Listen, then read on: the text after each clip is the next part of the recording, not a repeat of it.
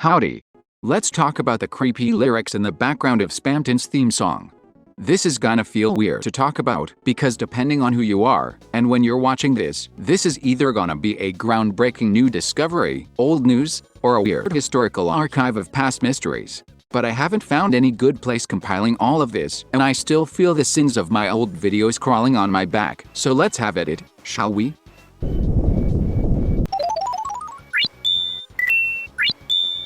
In Chapter 2 of Deltarune, when you first fight Spamton, you may be surprised to find lyrics in the background of the song. In the initial fight, the lyrics are just, "Now's your chance to be a big shot."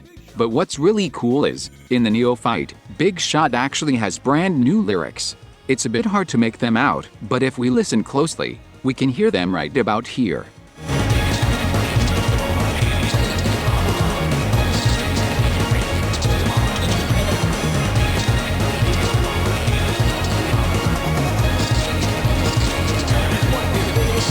Because of the distortion, overlaying instruments, and what appears to be several vocal audio tracks overlapping with each other, this has been the topic of much speculation over the last year. This has led to a lot of fan attempts to isolate the lines, and then listen to them at high volume, in a desperate attempt to reconstruct the words, and thus wring just one more drop of lore out of Toby's weirdly engaging story about a trash salesman. And being that we are all apparently Spamton-obsessed nerds, the internet has since been flooded with OCs, artwork, and elaborate fan remixes, all based upon what essentially amounts to us letting our imaginations run wild with barely any info to go on at all. And I absolutely love it. But what is he even saying here? Please, Mike, answer the phone?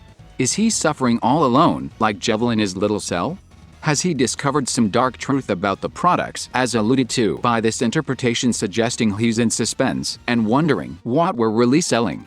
Honestly, that last part sounds terrifyingly awesome, even though I'm not sure how a car salesman could possibly be selling anything that unsettling. Like, I'm sure in some later chapter, I'll find the ingredients I need for some wild hot take about these items, and how they relate to some darker truth about Spamton's character, but let's try not to jump the gun here, okay? For now, let's just look at what we can directly observe so far by analyzing our various isolation attempts. I'm not an internet historian or anything, but to my awareness, one of the very first attempts to do this was by GenericUsername, who gave us these ghastly whispers.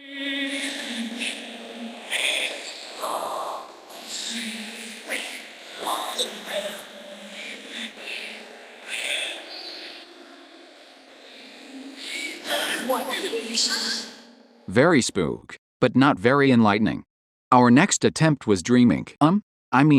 Nightynite? Dang it, the Tumblr post is gone. I wish I'd done a better job documenting it. But basically, this was the first attempt that actually gave us a closer look at the lyrics, and most likely inspired the interpretations found within the various early fan covers of the theme. In addition to, just twisting my tiny frogget brain into an absolute pretzel, while I desperately try to understand how audio works well enough to try to sum up how we found this. But we all know I'm bad with audio, right? Right? Gosh darn it.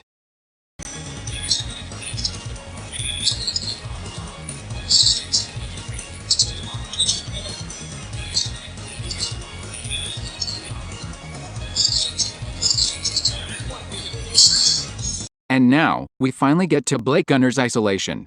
Think of something from the inside of the phone. Hand play it till you're all alone. It pulls strings and make them ring until your heart turns red. Think of something from the inside of the phone. Hand play it till you're all alone. Pulls strings and make them strings and what a big. I think this is by far one of the best direct isolations from the source audio we have, as not only does he, somehow, manage to completely remove the instrumentals in their entirety, but he also managed to capture both vocal tracks, even when they start to overlap. Hot damn. So, case closed, as far as the internet was concerned. I mean, we were never gonna get a more clean isolation than that. Unless Toby were to, for some reason, take the raw voice lines himself, and repackage them to us as merch or something. Hey look, it's everybody's favorite plush toy, copyright 2021, Spamton G. Spamton, here to grace us with a variety of phrases like, and Now, I don't know what the actual percentages are on getting the super secret hidden voice line, but it does seem to be pretty low. So if we really want to hear this voice line, perfectly isolated, and then screamed violently directly into our ear hole, we're gonna have to sit here and squeeze this doll until our Jesus finally has the mercy to free us from this waking nightmare. But if you're really determined enough, eventually you will hear.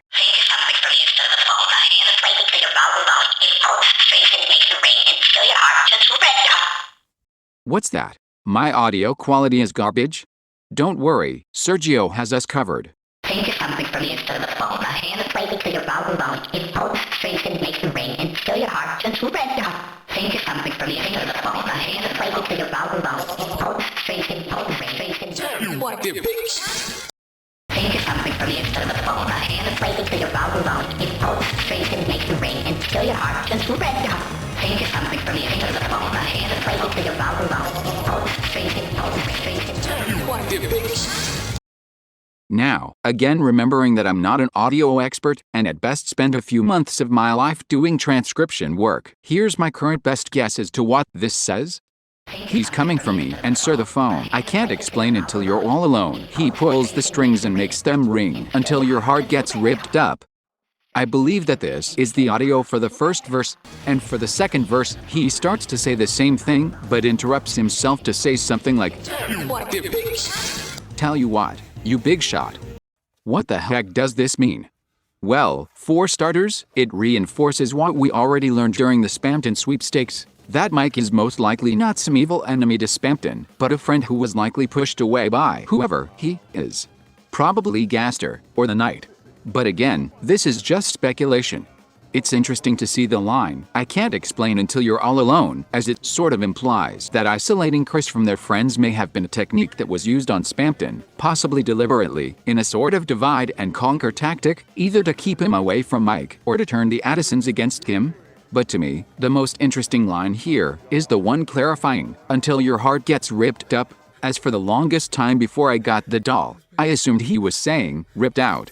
That's what most of the monsters in both games seem to want to do, after all. You know, steal your soul and become a god. The emphasis on it being ripped up, and on dying in general, does seem to suggest Toby will be taking this in a darker, yet darker direction, and honestly I am pumped to see what happens next. Until then, may the hymn of the angel sing thee to thy rest.